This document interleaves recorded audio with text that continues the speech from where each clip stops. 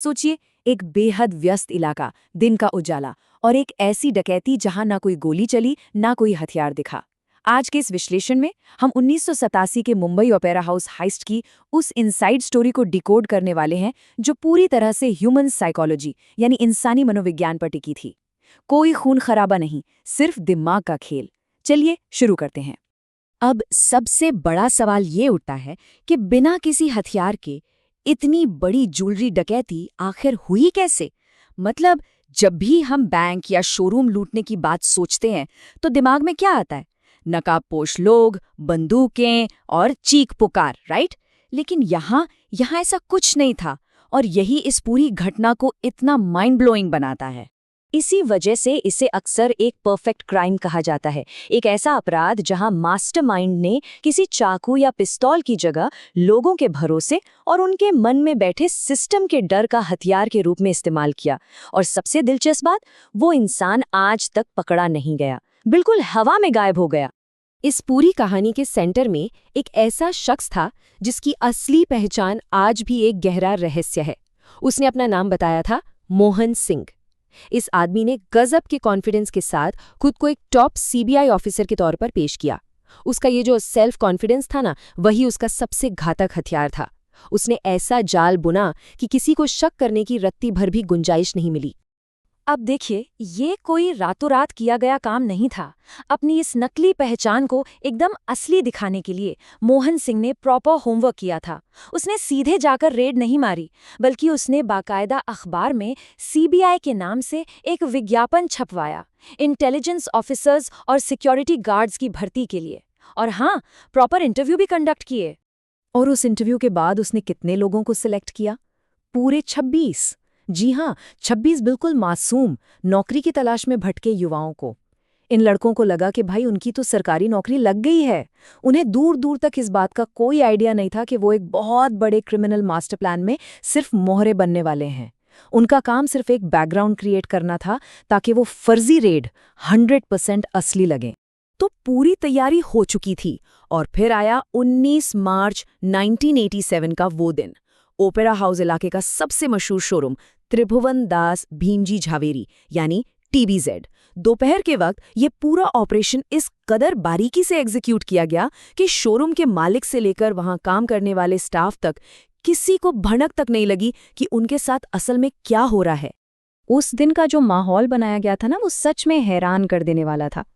मोहन सिंह एक luxury car में शान से वहां पहुंचा और उसके पीछे पीछे एक बस में आए वो 26 ऑफिसर्स, वो भी बिल्कुल एक जैसे सफारी सूट पहने हुए।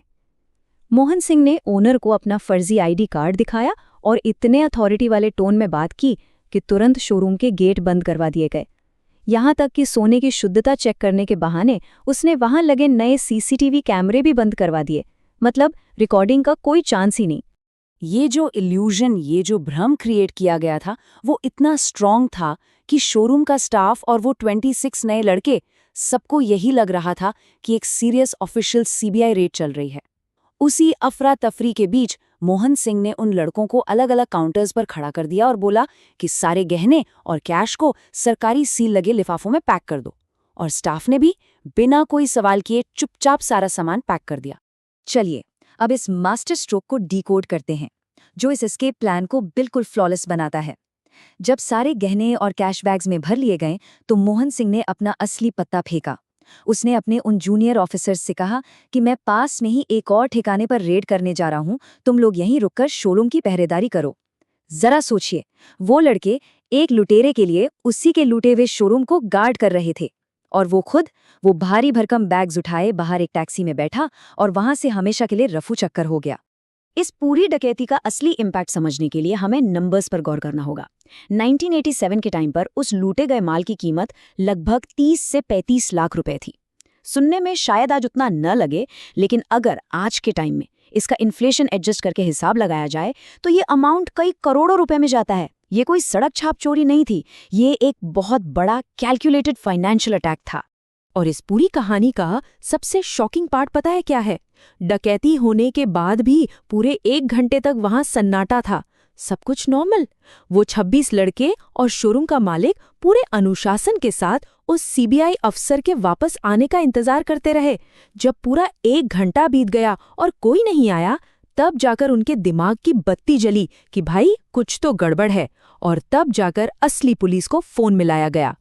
जब असली पुलिस वहां पहुंची और इन्वेस्टिगेशन शुरू हुई तो उनके हाथ सिर्फ और सिर्फ हवा लगी। जांच में क्लियर हो गया कि जिन 26 लड़कों को पकड़ा गया था वो तो खुद बेचारे स्कैम के विक्टिम हैं। मोहन सिंह ने जिस होटल का जो एड्रेस दिया था वो पूरी तरह से फर्जी था। उसकी आईडी फर्जी थी और फिंगरप्रिंट्स जीरो, कोई नामो निशान नहीं। वो सच में एक भूत की तरह आया और बिना कोई सुराग छोड़े गायब हो गया। अगर इस पूरी ऐतिहासिक घटना को हम समराइज करें तो ये एक ऐसी मास्टर क्लास डकैती थी जिसमें न खून बहा, न किसी ने शोर मचाया। बस एक आदमी के तेज दिमाग ने पूरे सिस्टम को हैक कर लिया। ये केस आज भी मुंबई पुलिस की फाइल्स में अनसॉल्व्ड है। और हाँ, इसी इनक्रेडिबल कहानी ने बाद में बॉलीवुड को भी इंस्पायर किया, जिससे 2013 में स्पेशल 26 जैसी शानदार फिल्म बनी। तो इस पूरे विश्लेषण के अंत में एक सवाल जो दिमाग में अटक कर रह जाता है कि कैसे एक अकेला इंसान दर्जनों लोगों को मैनिपुलेट करता है, दिन दहाड़े इतनी बड़ी डकैती को अंजाम देता है और सबके सामने से हमेशा के लिए गायब हो जाता है। ये हमें ये सोचने पर मजबूर कर देता है कि शायद दुनिया का सबसे खतरनाक हथियार इंसान का अपना तेज दिमाग और उसका कॉन्फिडेंस ही है। इस अनसुलझी मिस्ट्री से आज भी बहुत कुछ सीखा जा सकता है। हमारे साथ इस कहानी को डीकोड करने के लिए शुक्रिया। जल्दी मिलते हैं एक और नए विश्लेषण के साथ।